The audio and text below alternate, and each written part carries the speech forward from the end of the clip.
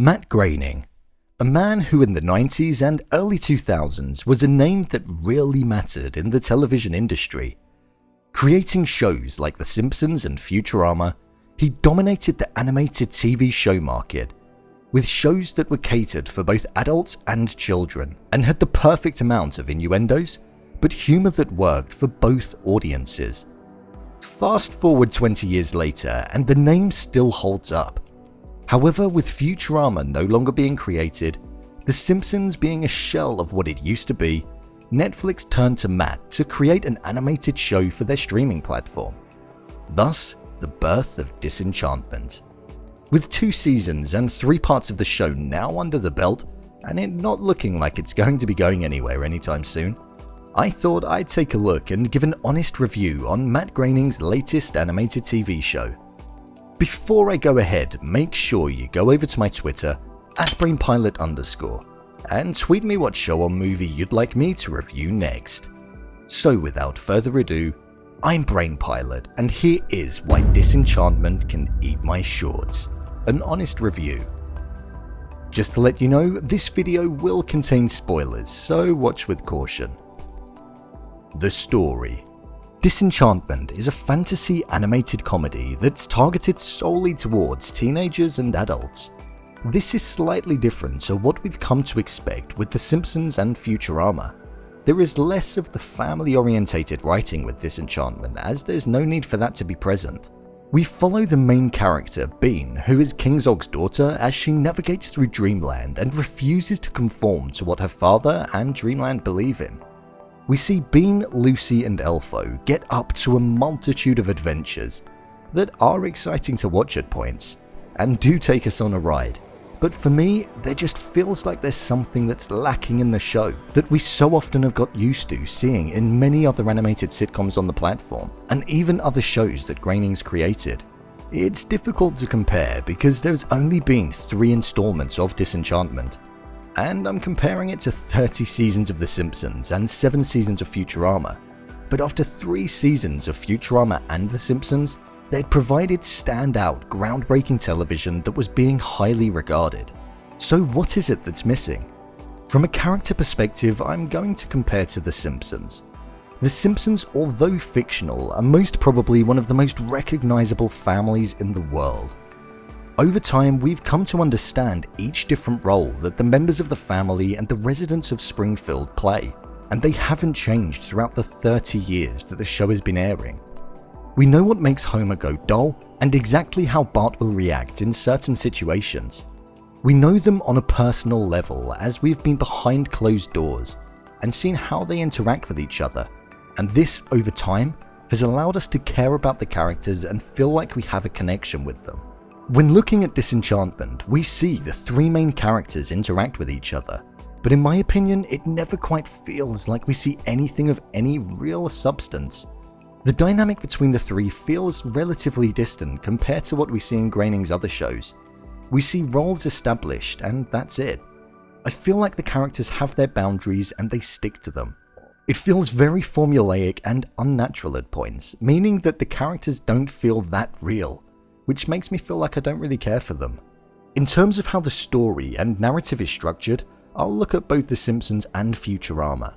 Disenchantment is an episodic piece that relies on you watching every episode in a continuous flow to understand the story. Think of it like an animated Game of Thrones. Each episode follows on from each other. This is something that we've not really seen Groening take on before. We see in Futurama there is an overall concept that does develop and move on over time, but it's essentially a sitcom based in the future in a working environment, meaning that you don't have to tune in every single episode for things to make sense. The Simpsons is a sitcom of a family in the USA in the present day and is timeless in the way that we watch it. You can dip in and out of it and it works perfectly. Disenchantment doesn't follow that same structure, nor is it designed to. But I feel that we've come to be used to the Groening style of work, and I feel that it's something that for me doesn't quite work when it's episodic. Groening has mastered the style of non-episodic TV shows, and migrating over to this structure feels like something that doesn't feel 100% natural, and could be a reason that subconsciously I don't feel I connect with the show as much. We're required to fill in all of the boxes when watching an episodic piece, as it all ties together at the end and is building to a climax. There's nothing wrong with that. Whereas when watching a natural piece of television unfold on an episode-by-episode basis, it allows you to learn more, see more, and understand more about the characters and their intentions. I feel if you're going for an episodic piece, the story and characters really have to be there for it to land. I feel Disenchantment could have worked well in Groening's original style, less of the straight line forward trajectory of a narrative, and more of a relaxed approach that allows us to see them living their day-to-day lives, going on adventures whilst truly understanding Dreamland and its residents.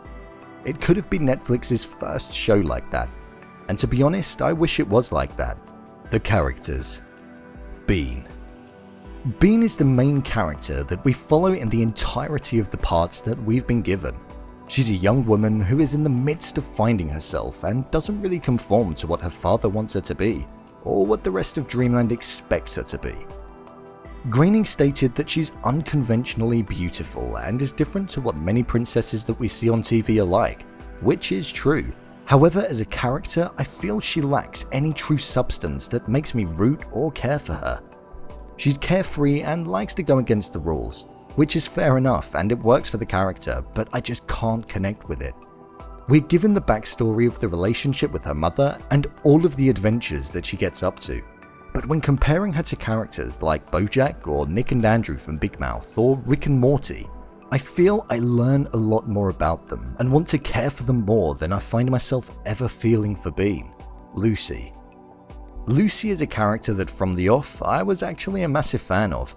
The character provides great comedic timing and has that I don't care attitude to anything and everything that happens. Although seeing this, we do also see an emotional side to the character when they're in trouble or where Elfo was apparently dead. Lucy is everything that you would expect to see in a demon type character that influences you to do bad things, and is one of the positive things about Disenchantment and suits the style and audience that this show is tailoring itself for perfectly. Elfo. Elfo for me is an interesting character. I go through phases of liking the character, but then at points I find Elfo so meaningless and two-dimensional, in the fact that it feels like Elfo is just playing dumb and acting stupid relentlessly. We've seen some interesting moments with Elfo, but for me, there isn't enough there for me to want to constantly see more of the character, or get enjoyable laugh-out-loud moments when listening and watching them. Kingzog. Kingzog, like Lucy, brings something to the show that I think it most definitely needs. He's a leader that's designed to look like a pig, and is a ridiculously incompetent leader. He is easily influenced by his advisors and people around him, and doesn't really have any leadership skills. Joe DiMaggio is the perfect casting for this character, as the tone of voice is spot on. Whilst being ridiculously stupid, we do see a side to this character that is softer to the aggressive, angry front that is put on the majority of the time, and we did see some of that in Season 2. There is a good balance with this character, and I enjoy watching Kingzog develop and what he gets up to. I tend to laugh quite a lot when he's on screen. Final thoughts. Overall, I think that Disenchantment is a show that I feel at points is entertaining to watch. It's not one that I eagerly anticipate to arrive, nor is one that I thoroughly feel immersed within whilst watching. It's just okay. It's a shame because when it was first announced that Groening was going to be creating a show for Netflix, I expected something slightly different to what we've been given. There's time for the show to develop, but for now, I can't quite put it in the same league as the other shows that we're given on Netflix, nor Groening's other work. So, there you have it. What I think of the show Disenchantment in a broader sense, and as mentioned at the start, in the words of Bart Simpson, it can eat my shorts. Do you agree with me? What's your favourite show that Matt Groening has created? Leave a comment down below, and don't forget to subscribe. I'll see you next time.